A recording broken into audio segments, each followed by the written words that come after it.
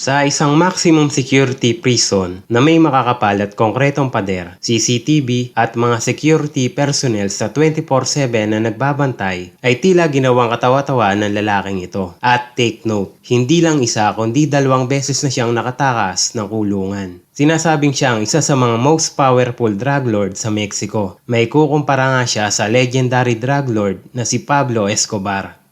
Sa preso, sa kabila ng napakahigpit na pagbabantay, ay tila parang bula na naglaho sa kanyang selda ang taong ito. Paano siya nakatakas? Yan ang aalamin natin sa videong ito. Nga pala kung bago ka pa lang dito sa channel at gusto mong maging updated sa aming mga video, ay pakiclick po ang subscribe button at ang bell icon. Si Joaquin Guzman Loera o mas kilala sa alias na El Chapo ay ipinanganak sa Sinaloa, Mexico noong April 4, 1957. Tinawag siyang El Chapo dahil sa Mexico, ang ibig sabihin nito ay maliit. Dahil si El Chapo ay may height lamang na 5'6". Bata pa lamang ay madalas na maka-experience ng pang-aabuso si El Chapo mula sa kanyang ama. Gayunpaman ay laging naroon bilang takbuhan ng kanyang mabait na nanay. At sa murang edad na rin siya natutong gumawa ng mga ilegal na gawain. Dahil sa kahirapan at walang ibang hanap buhay sa kanilang lugar, ay napiling tumigil ni El Chapo sa pag-aaral. Madalas na rin siyang isinasama ng kanyang ama sa taniman ng Mary Jane. Matapos maani ang mga tanim, ay saka naman ito ibebenta ng batang El Chapo sa kanilang mga lugar. Tila siya ang naging runner ng kanyang ama sa kanilang ilegal na gawain. Ang pera na pagbentahan naman ay inuubos lamang ng kanyang ama sa pag-inom at iba pa nitong bisyo. Dahil sa napagod na ang batang El Chapo sa mga pinagagawa ng kanyang ama, sa edad na 15 ay minabuti nitong bumukod na sa kanyang ama. Kasama ang mga pinsan ay nagtanim sila ng kanilang Mary Jane at ito ay kanilang ibinebenta. Ang perang kanyang kinikita ay binibigay lahat ni El Chapo sa kanyang ina at mga kapatid. Dahil dito ay pinalaya siya ng kanyang ama mula sa kanilang tirahan at ito na rin nagtulak kay El Chapo na umalis na kanilang lugar upang makahanap pa ng mas malaking pagkakakitaan.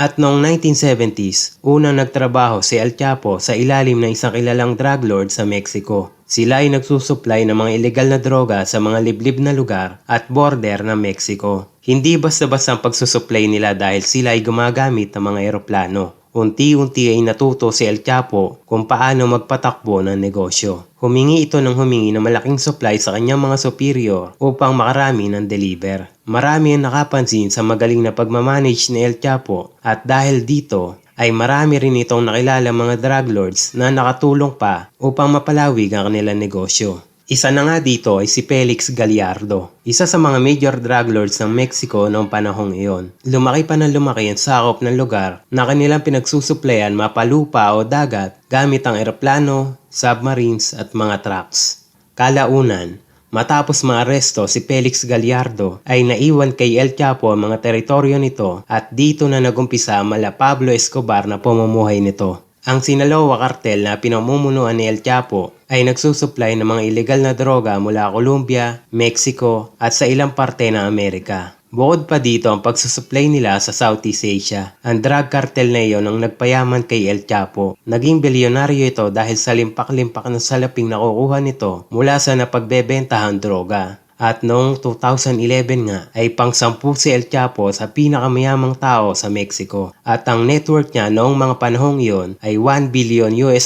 o kung sa pera natin ay nagkakahalaga ng mahigit sa 15 billion pesos. Taon-taon ay kumikita si El Chapo ng bilyong dolyar. Hindi lingid kay El Chapo na sa kabila ng pagsikat niya ay nandyan pa rin ang otoridad na matagal nang humahunting sa kanya. At noon ngang June 9, 1993 ay naaresto si El Chapo sa bansang Guatemala na malapit sa border ng Mexico. Si El Chapo ay nasentensya ng 20 years sa pagkakakulong. Gayunpaman, kahit na nakakulong si El Chapo, ay nagpatuloy pa rin ang operasyon ng kanilang kartel. Nagbuhay hari si El Chapo sa kulungan at tila naging tagasilbi pa nga nito mga prison guard kapalit ng malaking pera. Naging kabit pa nga nito ang isang babaeng pulis. Noong gabi ng January 19, 2001, sa tulong ng isang prison guard, binuksan nito ang pintuan ng selda ni El Chapo. Matapos ay mabilis naman itong pumasok sa isang laundry cart na tinutulak naman ay isa pang maintenance worker papunta sa isang truck na madali naman nakalabas ng nasabing kulungan. Napaka-effortless ang pagtakas ni El Chapo dahil ang lahat ng taong tumulong sa kanya ay nasa kanyang payroll. Halos lahat ng gwardiya sa kulungan ay kasabwat nito. Maging ang direktor nga ng kulungang iyon ay nasa payroll din ni El Chapo. Sinasabing si El Chapo ay gumastos ng 2.5 million US dollar nang siya ay tumakas ng gabing iyon. Matagal na nagtago si El Chapo sa kabundukan sa loob ng mahigit isang dekada. Napakadulas nito sa mga pulis dahil ang lahat ng tinutuluyan nito ay lagi may secret tunnel na kanyang nilulusutan. Ngunit noong February 22, 2014, sa pagsasanib puwersa ng Mexican Navy at US Marshals, si El Chapo ay muling naaresto sa isang hotel na kanyang tinutuluyan. Noong araw ding iyon ay ikinulong si El Chapo sa Federal Social Readaptation Center No. 1 na isang maximum security prison sa Mexico. Tuwang-tuwa pa nga presidente ng Mexico noon na mahuli si El Chapo. Nag-tweet pa nga ito at binati ang mga pulis na nakaaresto. Gayunpaman, ay mapapahiya yata ang presidente dahil sa ikalawang pagkakataon ay makakatakas si El Chapo. Pero paanong nakatakas ang drug lord? Gayong ang kulungan, may makapal at konkretong pader at may mga CCTV na 24/7 nakabantay.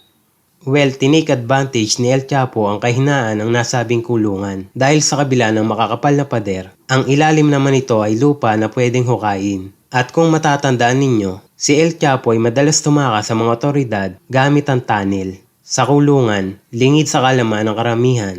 Habang nakakulong si El Chapo, ay matagal na rin pala naguhukay ng tunnel ang kanyang mga tauhan na mahigit 1 kilometro ang layo mula sa kulungan ng kanilang amo. Gamit ang pera ni El Chapo, ang mga ito ay bumili ng lupa at nagtayo ng isang bahay upang itago ang totoong plano. Sa loob ng bahay ay nagumpisa ang mga ito na maghukay. Napakatalino ni El Chapo dahil nakapagpuslit pa ito ng smartwatch. Ang purpose noon ay upang malaman ng kanyang mga tauhan ang coordinates ng lugar na kanya kinaroroonan. Sobra din ang pressure sa kanyang mga tauhan na matapos agad ang tunnel na hinuhukay nila. Dahil si El Chapo ay pwedeng ilipat ng kulungan anumang araw. Napaka-metikuloso ng ginawang tunnel dahil ito ay may ventilation pipe upang sila ay makahinga habang naguhukay. Ibinase din nila ang taas ng tunnel sa height ni El Chapo upang ito ay komportable makatakbo sa oras ng pagtakas nito. Bukod pa dito ang riles at motor na nakakabit dito upang sakayan ni El Chapo. At noon ngang July 11, 2015, bandang alas 8 ng gabi, si El Chapo ay nagpunta ng kanyang CR.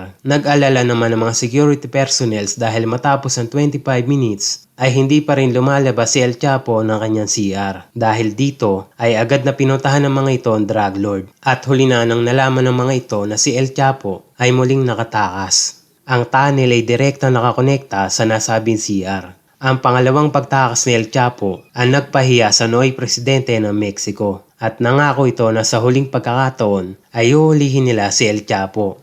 Halos 2 taon ding nagtago ang drug lord sa otoridad, ngunit hindi rin nagtagal ay muli nga ito naaresto sa isang checkpoint noong January 8, 2016. Sinubukan pa nitong suhulan ng mga pulis at sinabing bibigyan ng milyon-milyong pera at mga ari-arian. Ngunit si El Chapo ay minalas noong araw na yon sapagkat ang mga pulis na kanyang nakaharap ay loyal sa kanilang tungkulin. Sa kasalukuyan, si El Chapo ay nakakulong sa ADX Florence, ang supermax prison ng Amerika na sinasabing wala pa nakakatakas kahit na isa.